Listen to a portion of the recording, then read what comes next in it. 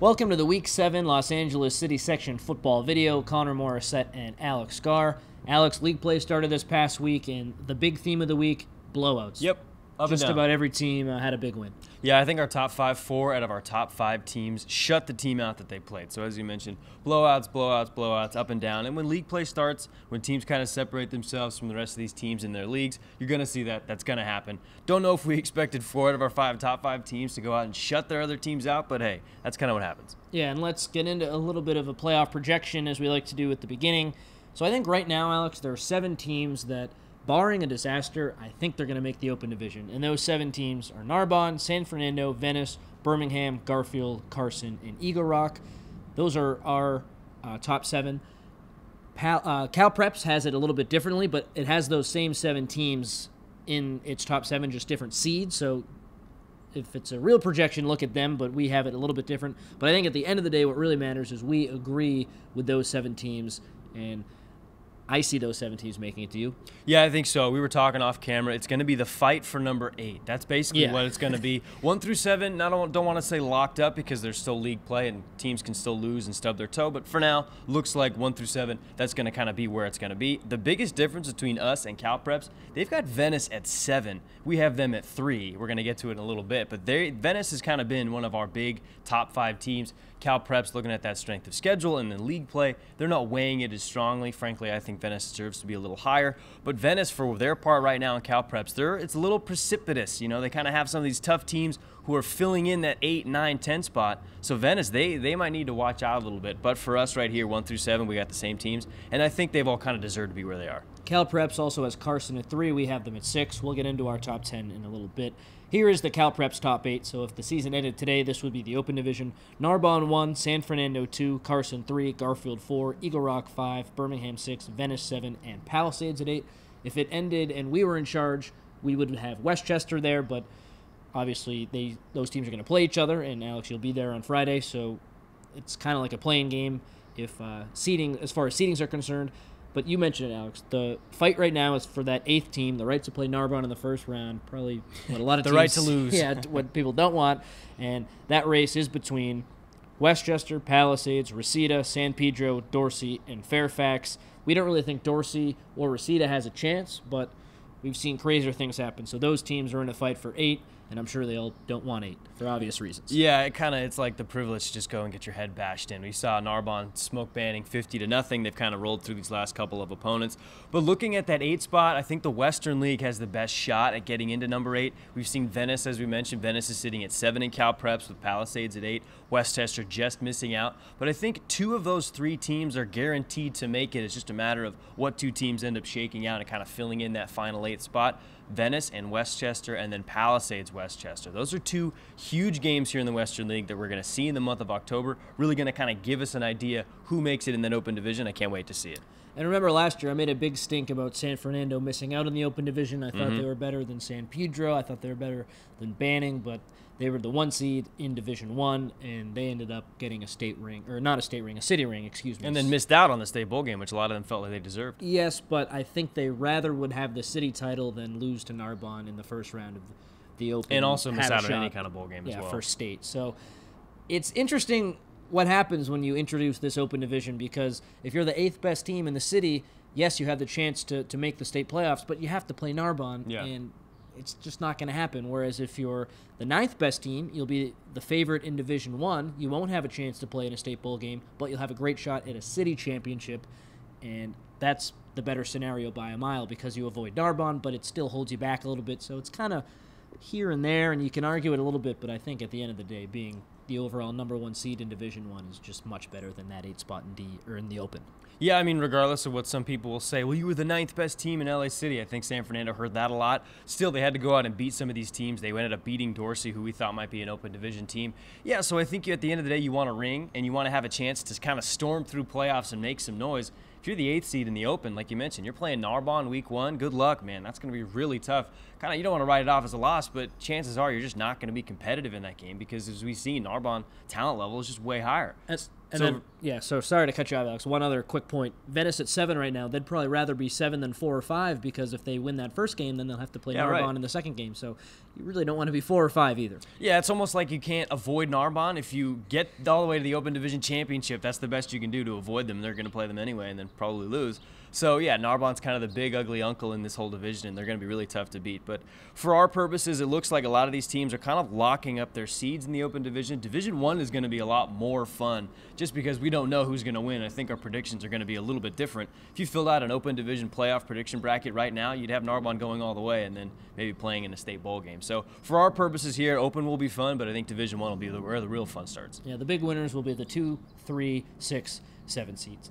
All right, that's enough talk about that. Let's get into our top 10, the action this past week. So at 10, Reseda moves back in because Palisades lost. So we had Reseda at 10. They won 54-0 over Kennedy, and that's just one of these many league game blowouts. Ezekiel Savage, 8 of 18 for 139 yards, 2 touchdowns. He also rushed for a score. Derek Boyd was great, the freshman running back over there, 3 touchdowns, over 100 yards on the ground.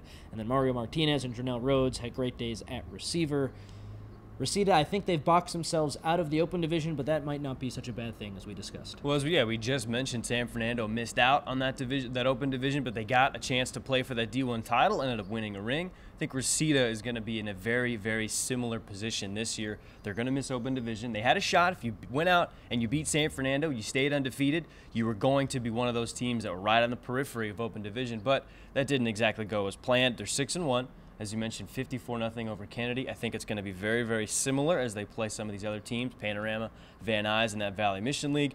But Reseda, it's going to be very similar to San Fernando's last year. You're going to miss out on Narbonne, but you're going to get to play some of these other lower teams that I think you can beat. So watch out for Reseda in Division 1. They're at Sylmar next. Should be another blowout win for the Regents. At number 9, San Pedro. They're the one team in our top 10, Alex, this week who lost. You were at that game against Carson. On Max Preps, both teams put up defensive statistics, but not offensive ones. So what was the story of that game? Well, Justin Bernal had 2 rushing touchdowns in the first half of this game. San Pedro was leading 17-0 at the break. And as I was watching this game, I thought, wow, San Pedro is outplaying Carson on both ends of the ball. Carson's not moving the football very well. Justin Bernal, somewhere in that second quarter, gets hurt. Maybe he rolls an ankle. Something goes wrong. He's limping for the rest of that quarter and then isn't ever back to full strength. So that part of the offense for San Pedro was instantly sapped. Once he went down, they didn't really have any way to move the football. There were a bunch of 3-and-outs. And for their credit, Carson didn't get out of this one. They stayed with the game plan. They stayed kind of moving that football the way they wanted to. Uiale, that sophomore quarterback who I talked to after the game,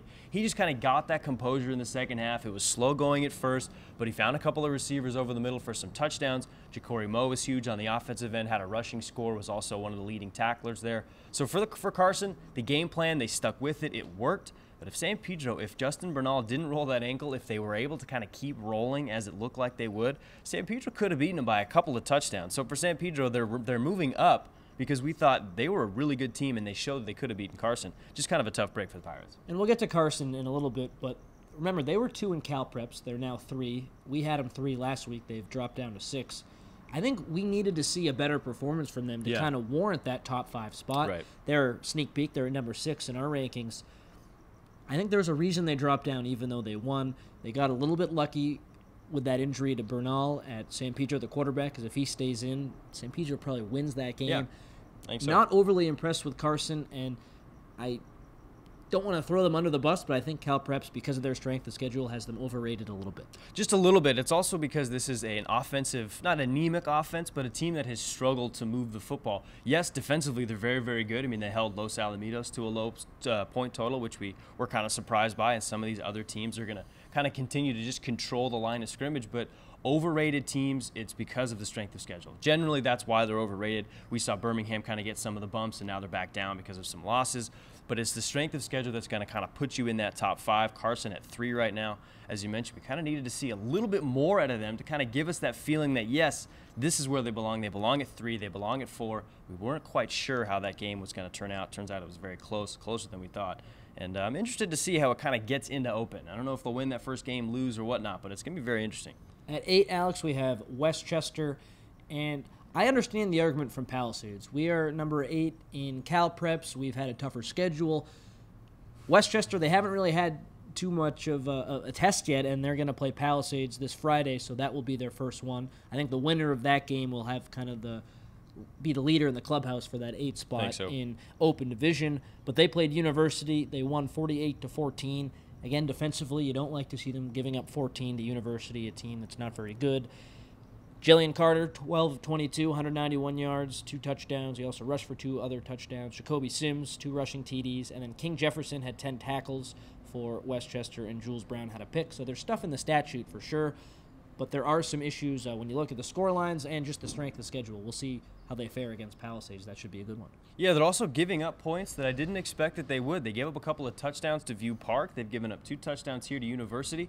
We saw View Park get absolutely manhandled by Dorsey. So an offense that just showed absolutely nothing against the Dons. So maybe Westchester, that defense is pretty susceptible to some big plays. Palisades, we've talked about their defense being very good. Their offense, that's been the big question mark. They haven't really moved the football. So Westchester, if they get into a shootout, I'd rather have that team that I know can score in bunches. And as you were talking about Jillian Carter, he's on that top 5 passing leaders list. The kid is just putting up numbers. One of the 5 passers in the LA City section, over 1,000 yards. So the offense, we've talked about it up and down. They're doing a really good job. They're putting up points. They're piling up the yards. But the question is that defense, when you get into a shootout, they've got I think they've got the edge. But if you're in a close game, a tight game late, that's going to be tough. I'd be very curious to see how this Palisades game shakes out. We'll pick that game in a little bit. At 7, we have Eagle Rock. Alex, they've been the most impressive team these last 2 weeks. After beating South Pasadena 68-0 a week ago, they beat Torres last Friday 70-0. Yeah, take it easy. So they outdid themselves, and we were talking about how basketball teams sometimes don't get 68, and then what happens? They put up 70, so they were kind of like, all right, shut up, guys. Our offense can be a little bit better. Daniel Zamora rushed for 3 touchdowns in the game. Nathan Corrales threw 3 touchdowns. David Montijo caught 2 touchdowns. That offense is clicking, and then defensively, Ryan Valdez had 7 tackles and 2 tackles for loss. Eagle Rock, is anyone going to knock them off? It doesn't look like it. No, I don't think so. Let's take a look at the rest of their schedule. They're at Marshall. We picked that Marshall game last week against Wilson. Wilson just kind of took it to him and beat him up. Yeah, Marshall not as good as I thought. Not really. I saw Marshall play Reseda, and that was a close game. Yeah, Reseda didn't kill him, so that's why I thought, all right, maybe Marshall's not that bad. But Fairfax blows him out, and Wilson blows him out. So maybe I should have read into Reseda's kind of weaknesses a little bit more after that game, and that was a mistake. Yeah, Marshall, they're going to have a tough test here against Eagle Rock. As you mentioned, they're coming off, 138 points in 2 weeks after giving up 0. So it's going to be a tough test for Marshall. Yeah, and remember, they won a city championship last year, so maybe a bit of a rebuilding year. Yeah, I mean, that kind of happens, right? Peaks and valleys. So Eagle Rock, I think they're that team to watch in that league. For sure. Then they've got Lincoln, and the big one, as we've talked about pretty much since August, at Franklin. That's the biggest, that's the toughest one, late October at Franklin. They finish the season at Wilson. So both of those games are going to be tough. They're going to get the best punch from both of those teams. They're both going to be on the road. It's taken this whole season for Eagle Rock to really be tested, but then they're going to be tested on back-to-back weeks. If Eagle Rock loses one of those games, I think they become the de facto Division I number 1 seed. I don't think they can stay in Open if they lose one of those games. Just because, as you mentioned last week, Franklin's somewhere in the 20s in Cal 21 Preps. right now. They're 21, and then Wilson, they're better, 15. but they're still down there at 15. So a loss to one of those teams, I think, kind of drops you all the way back down. It's not exactly where you want to be. But 6-0 right now, Eagle Rock. As you mentioned, Nathan Corrales, one of the other guys on that passing leaders list, one of the few quarterbacks over 1,000 yards this season. I mean, the Eagles are doing everything they need to do. They just got to clean up here in Northern League. Say Eagle Rock loses one of those games to either Wilson or Franklin, and we talk about how these teams are fighting for the 8 spot.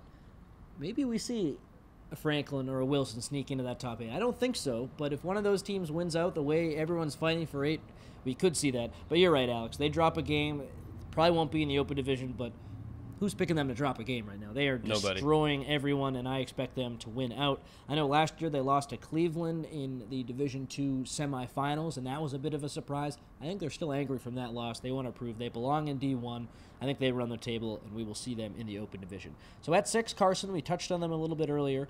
They snuck past San Pedro on the road 27-24. They trailed 17-0, as you mentioned. You were at that game. Just to try to summarize what we were saying earlier, they didn't make that statement that we were looking for, and that's why they dropped 3 spots. No, but they got the win. Yes. And this essentially seals up. You got to win games. Right. They won the game, and they won it in Carson fashion. Late in the game, Defensively, not the most exciting game necessarily, but they got the W. They get to have a happy bus ride. Really, at the end of the day, that's all that matters, and I think they've essentially locked up second place in that Marine League. Narbonne obviously going to be number 1, but this was going to be the fight for 2. You got San Pedro and Carson Banning with such a down year, and then, of course, Gardena not playing well, and then Washington Prep being just kind of moved out of the league. They didn't really belong there. But so this was kind of the place for the game for second place. Carson goes out, kind of takes it there from San Pedro, as we mentioned, kind of a back-and-forth game. Carson waiting until kind of the fourth quarter to really pour it on there. But dropping to 6, this is, I think, fair because what we saw the first couple of weeks was they were playing really tough opponents. They weren't getting wins, and we thought, well, Carson's going to, once they get into league play, they're going to start rolling them. And then once they played a tough opponent in San Pedro, it was a very even matchup. So I think to kind of balance them back out, you bump San Pedro up a little bit, you drop Carson down a little bit. I think that's pretty fair. At 6, they're in the open division. As long as they don't stub their toe against Gardena or Banning, they'll be in the open division. But, yeah, 6, they'll probably be on the road the first game. As you mentioned, they stay out of the way of Narbonne for the first game. So Carson, curious to see what they got. And Cal Preps has them at 3, where they would also miss Narbonne. At first. Yeah. I think that game against Banning should be an easy Carson win. Banning has been so down this season, so you can't stub your toe in that one. And then you mentioned it that they'll beat Gardena as well. And they have a bye week this week, so they'll get some time to regroup, maybe cross Fletoy, gets a little healthier, get some more snaps at quarterback. Although Yui Ale is on great. He's playing well, yeah. Yeah, you interviewed him. He seems to be on the rise as a sophomore quarterback. Just want to see more from them. So maybe if they get a blowout win over Gardena, we expect that. But maybe they destroy Banning and kind of open our eyes a little bit. Cal Preps will keep him at 3, but I think there's room for some Western League teams to move up a little bit, especially Venice and Carson. They're safely in the open division, but we'll see what seed they get. It's kind of unknown right now. At 5, Garfield, another shutout win, 42-0 at Bell. And they play 0-6 Southeast next. I have that circled because that might be 100-0. So there's just not enough time to score 100 points. Well, hey, with PJ Garcia, anything's possible. But Garfield, so their starting quarterback, Bruce Gonzalez, we haven't been talking about this. He's been out since August, or the last game he played was August 30th, and Israel Castillo and Jonathan Batista have filled in, and they've done a nice job. But Garfield is killing these teams without its starting quarterback. I just wonder how that's going to play out in the open division if he is still absent. PJ Garcia has been exceptional, and he had another great game, 10 carries, 175 yards. 4 touchdowns in that win against Bell, so maybe they don't even need a quarterback, but that is something we haven't discussed at all. Garfield's doing all this with 2 backup quarterbacks. Yeah, I talked about John Batista last week. This is a sophomore. He's getting his first varsity action, so kind of a soft landing here with some of these league opponents. Not the toughest teams you're going to face. Yeah, once you get into open division with an inexperienced quarterback, that would be tough, but if the quarterback has been out since August 30th, these kids have had some time to get some game experience, to feel comfortable with the offense. And then when you have a workload back like P.J. Garcia, who you can hand the ball off to, I mean, he only had 10 carries. Yeah. But he maximized every single one of them, 175 yards, 4 touchdowns. I don't know what fantasy day that is. It's like a 37-point fantasy day. My math, I'm sure, is wrong. But that's the kind of kid that takes a team without a quarterback to the next level. And while we talked about Carson dropping down to 6, Garfield kind of forced our hand into moving them up into the top 5 because they've played so well this last month and a half of football. They're 6-0. They continue to blow out teams. We weren't sure how that Crenshaw game was going to go a couple of weeks ago. They took it to them. They absolutely blew the team out they played last week. Here they are shutting out Bell, a team I thought, hey, maybe Bell might put up a couple of touchdowns. No, they went out, beat them 42-0. So a couple other guys to shout out. Angel Hidalgo, 9 catches, 142 yards, had a touchdown catch.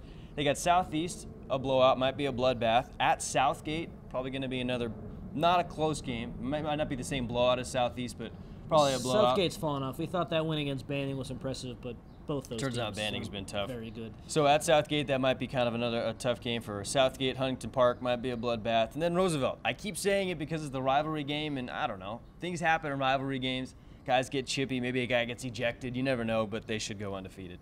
I think they have an easier schedule than Eagle Rock. Maybe that's a hot take. I guess Southgate might have. They definitely do have an easier schedule than Garfield than Eagle Rock, because Eagle Rock, they've got to play Franklin with Alfred Bobadilla, who might be the hottest quarterback in the city section right now, and Wilson, who's playing really, really good football. You look at this league schedule here for Garfield, Southeast, Southgate, Huntington Park. These are teams just not on the level right now. So I would say they do have an easier schedule, but man, are they making it look easy. Regardless of who they play, they're making it look easy. At number 4, Birmingham, they won at Granada Hills 40-17.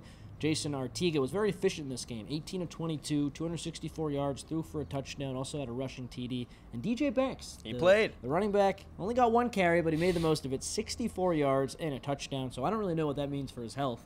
He looks healthy, but he only got 1 carry, so maybe they're trying to ease him into it. Mason White had 2 touchdowns, who's filled in for Banks nicely. He also had an interception. Birmingham looks like the class of the West Valley League. They play El Camino Real next, and we thought that game might be close, but Elko barely beat Chatsworth, a bad Chatsworth team. It's Birmingham's league to lose, and they're going to win it. Yeah, it was Birmingham's league to lose last year. Yeah, and they lost and they lost. That was kind of tough for them, but I think El Camino just not quite the same team that they were last year. They have some talented guys, but I think Birmingham right now, even though DJ Banks, even if he doesn't play in this game, I'm sure it was just 1 carry, touchdown. Okay, you're good. Get back to the sideline. Yeah, we're going to win this game. Don't worry about it. They're going to get him healthy for Open Division playoffs. Junino Lianco also had 12 carries, 79 yards, and a touchdown. As you mentioned, Mason White had a couple of touchdowns. But once they get past El Camino, then they've kind of got a roll. They've got Cleveland, who they've played some decent football. Cleveland's blown out a lot of teams, so maybe that's tougher than El Camino Real. But then Chatsworth and Taft. And poor Taft hasn't scored a point all season long. Taft. They've been outscored. It's almost like 400-0 in these past few games. So the West Valley League it's on par with some of these other lower leagues, like we were talking about. Great basketball league, great baseball league, the best baseball league, but no football, can do in football. Not quite. At number 3, we have Venice. They destroyed Hamilton 41-0. Luca Diamant looked like Luca Diamant in the game. Everson Bozeman rushed for 2 touchdowns, caught a touchdown. Linnell Moore had an interception. Venice plays at University next. The scheduling people gave them a little bit of a favor starting Western League play with 2 cupcakes, but you play against who you play against. Venice will be 2-0 in the Western League, and then they'll face some stiffer competition later on. But they're rolling, and it's good to see. They're a good team. Yeah, they are. I mean, they got a 41-0 win in the day game over Hamilton. We didn't expect that one to be much of a test, and it wasn't. Luca Diamant, 12-25, 158 yards, 3 touchdowns, as you mentioned.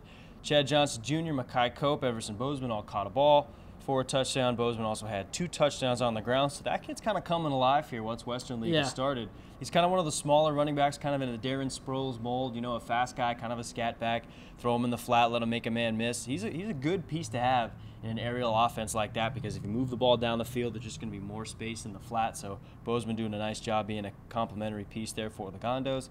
And yeah, they're just kind of getting a little disrespect there from Cal Preps. I mean, The nerds don't like him. The nerds don't like him. Yeah, I wish I could get one of the Cal Preps guys on the phone, ask him a question, but I think they're all just computers. I don't think there's really there's not much of a human element in there at all. But if they were watching these games, if someone could kind of come in and say, hey, wait a minute, let's use the eye test, Venice should be higher than 7, man. They're beating some of these teams, as we mentioned. Paramount, I was at that game. Heck of a comeback from them. Then they've played some tough teams. They played St. Paul early, even though they did get blown out in that one. That's a tough quality opponent that was the playing. one really bad look that they had. Right, but it's still a good team to play, and certainly some of the better teams than some of these other teams have played. So regardless of where they are, I think they're going to finish. As long as they do some housekeeping here in the Western League, they're going to be in the Open Division.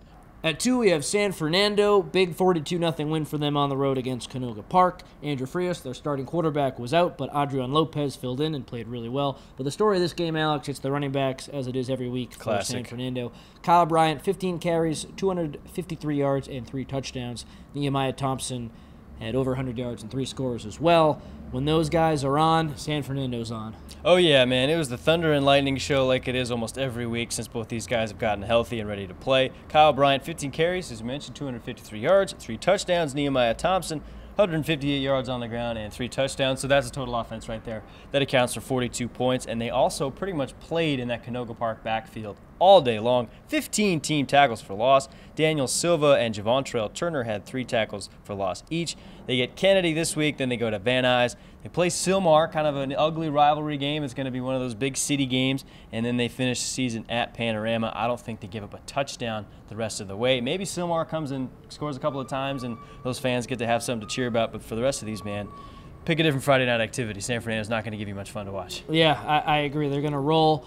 And I want to shout out David Arteche, their kicker. He made all 6 PATs in that win over Canoga Park, which in the city section isn't always a big guarantee. Deal. Yeah, so he put up a touchdown pretty much just with his leg. So congrats to the San Fernando kicker. Finally, San Fernando, they're number 2 in our rankings. They're number 2 in Cal Preps. They have an opportunity to make the Open Division Championship game, or they will play Narbonne. And that guarantees them a state bowl game, which would be huge for that program. Remember last year they won the D1 City Championship. Yep, and they missed it. Means if you win that, you get a city title, but you're ineligible for the state bowl game because you didn't finish in the top 8 during the regular season. Well, this year, San Fernando, they returned a whole lot of guys, and they're number 2. They were number 2 preseason. They're number 2 now. They're not going to lose again in the Valley Mission League. Writing is on the wall for them to make the Open Championship. Other teams will have something to say about that, but right now I think they have the best chance. Yeah, and look what happened to Crenshaw last year. They kind of went all the way out, went to the Open Division Championship game, got blown out by Narbonne, but then they got to go play in a state bowl game, win a state championship. Huge thing for a program, big thing for Coach Robert Garrett to end on. And I think Robert Garcia, he's going to want the same thing for San Fernando. Obviously, last year they were pretty miffed. They thought they deserved it. They thought they should get into that bowl game. But now if you do everything you got to do, you go out, you get to that Open Division Championship game. Even if you lose, you're still guaranteed that spot. I think they're going to get it. And I'm excited. And one final point there on David Archete, as I was working with San Fernando this summer doing some of that stuff, I saw him convert from a soccer player to a kicker. Oh, great. This kid's got a leg. He can kick from about 40 yards out. So watch out for this guy. If we're picking kickers of the year in our all-city team, he might be right on that short list. All right, so that's the name to know. At number 1, as they've been all year, Narbonne, 50-0 win at Banning. They threw 3 interceptions in the game. Jake Garcia had 2. Jalen Henderson had 1, so they weren't at their best. But where they really did well was running the ball. Juwan Collins had his coming-out party in a Narbonne uniform. They combined him and Jack Brown for over 300 yards in the game. Remember, no Marcise Yates. He hurt his ankle against Lawndale, so he missed this game. But next man up for Narbonne, and it was Jack Brown and Juwan Collins, and they looked great. Narbonne, they're going to make, we say it every week, they'll make the Open Division Championship, they'll win the game, and then their season will start fresh when they play a state or a team in a state bowl game, and we'll see what happens in that game. Yeah, it kind of stinks that this is all just a formality for Narbonne and the rest of these teams, but as we're looking at that Marine League schedule, I don't know if they give up a touchdown either. We talked about San Fernando maybe not giving up a touchdown. Narbonne, they're really going to give some of these teams a test. And the Marine League, it's much better than the Valley Mission League, so these are not two comparable leagues. You got San Pedro on 10-5. That's going to be tough. If Justin Bernal is not healthy, it's going to be really hard for San Pedro to get going. And then Gardena after the bye week. Yikes, man. Maybe some of those Gardena guys are just fast forward to basketball. Yeah. Let's do something else. I don't want to get myself hurt. And then Carson, October 26th. Maybe that's the game that some of these Marine League teams start scoring a little bit. Maybe Cross Valleto's finally healthy. Uiale maybe kind of coming into his own there as a sophomore quarterback. But for the rest of this league schedule, Narbonne's just going to kind of get ready, get in game shape, and then just move through into the playoffs. So there's our top 10. Let's move on to the game ball segment where we highlight some of the top players from the past week in the LA City section. Alex, we have 2 guys this week from schools we don't really talk about too much. Get us started, please. Q-Mar Allen from Los Angeles High School. The Romans, one of the more historic programs here in LA City. They've been down a little bit after being one of the more powerhouse programs, but they're coming back with Q-Mar Allen. 11 carries, 135 yards on the ground, 3 touchdowns. Also caught a 65-yard touchdown pass. So, Q-Mar, good on you, man. You get my game ball.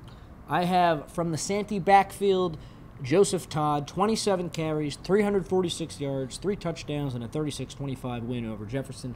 Thank you to our friend Eric Sondheimer for writing the article about him in the LA Times. Kind of tipped us off to Joseph Todd, who really played well for Santee last year, so he probably should have been on our radar before this, but now he is totally, and he actually leads the city, Alex, in rushing yards, which is incredible. Yes, he does. 1,338 rushing yards and 20 total touchdowns. Relax, man. This is just video game numbers. PJ Garcia, he's second with over 1,000 yards rushing. But yeah, Joseph Todd out of Santee, Division III program, really playing under the radar. And we saw last year, running back from Taurus, kind of running over some guys, being one of the best running backs in the city. So Taekwon Gilmore.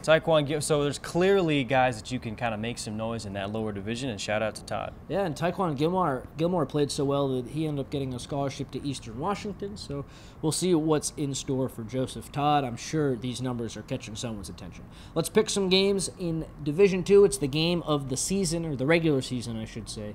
Wilson at Franklin. Wilson number 15 in CalPreps, Franklin number 21. 2 of the top teams in D2. Our man Keith DeMulder will be there. Alex, how do you see that one playing out? Well, Alfred Bobadilla, as I've talked about before, he's the hottest quarterback in the city right now, leading the league in passing yards, 1,830 yards passing, 22 touchdowns, only 3 interceptions. So when you got a signal caller like that, you're not going to lose too many football games. I like Franklin. They're at home. They got one of the best quarterbacks in the city. I know Wilson's a really good football team. They're playing some very good football right now, but I got the Panthers. Yeah, when you have the best player on the field, it certainly helps when that player is a quarterback.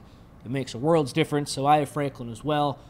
Wilson, they probably feel like we've slighted them a little bit, so if they upset Franklin, or it's not even an upset technically on paper, so if they beat Franklin have at us on Twitter. Yeah, please do. We were dead wrong, but we see this as a Franklin win. El Camino Real against Birmingham from Cleveland High. Birmingham has the West Valley League to lose right now, but Elko spoiled that last year and ended up winning it. I don't see that happening again this year. I think Birmingham's too good, but hey, it happened last year, so who knows? How do you see that one playing out? Yeah, crazier things can happen. El Camino Real, we thought they would beat up on a Chatsworth team last week. The game went all the way to overtime. We thought they beat them by a couple of touchdowns. That didn't quite happen. Birmingham blew out Granada Hills, so I think this game, give me the Patriots 28-7. Yeah, I have Birmingham too. Birmingham is better than they were last year. El Camino Real is worse than they were last year, so I think that's just a recipe for Birmingham to get the win, and, they're just super talented. So give me the Patriots in that game. The game of the week, Alex, Pally at Westchester. You will be there. Yes, I will. Western League game with huge implications. The winner of that will be most likely in CalPreps and in our rankings that number 8 team. How do you see it? Well, give me Westchester and that high-flying offense. Jillian Carter and Nathaniel Adams, they've been doing work all year long.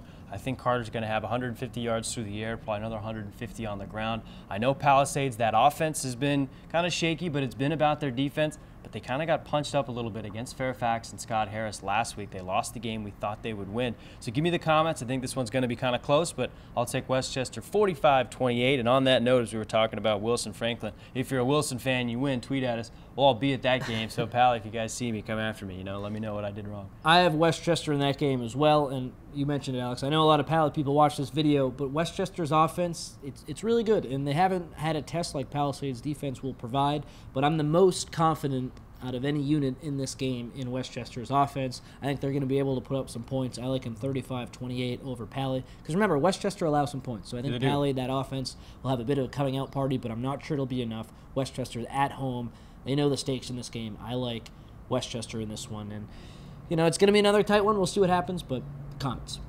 We also got Crenshaw and View Park. View Park we talked about last week. They were playing Dorsey. We thought Dorsey might beat them by several touchdowns. Turns out that's exactly what happened. I think it was like 50-7 or something like that. Crenshaw rolled over Fremont, so give me the Cougars in this one. I think they beat up on View Park. Yep, I agree with you. I have Crenshaw in that game, and I don't think it'll be too close. Nope, I doubt it. Also, Southgate at Bell. I was kind of high on the Bell Eagles last week. I thought they might score a couple of touchdowns against Garfield. They did not do that. It was 0. But they might score more than a few touchdowns here against Southgate. I think Southgate, they're kind of a program on the rebuild. I know they beat Banning, but Banning certainly seems to be also rebuilding. So give me Bell 28-7 over the Rams.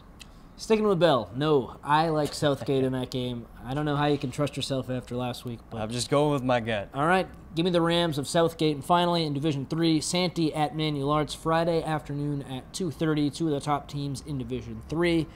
Manual Arts picked up a nice win a couple weeks ago against Jefferson. Santee is hot, led by Joseph Todd. I think they might be the best team in D3, so I'm going to take Santee, but I know you feel a little differently, Alex. Yeah, give me Manual Arts. They used to win a bunch of titles when you had to take a Model T out to the title game, but hey, you know what? This is a really good program. Give me the Toilers. I believe in them. There you go. There you have it. That's the Week 7 LA City Section football video. For Alex Garr, I'm Connor Morissette. See you next time.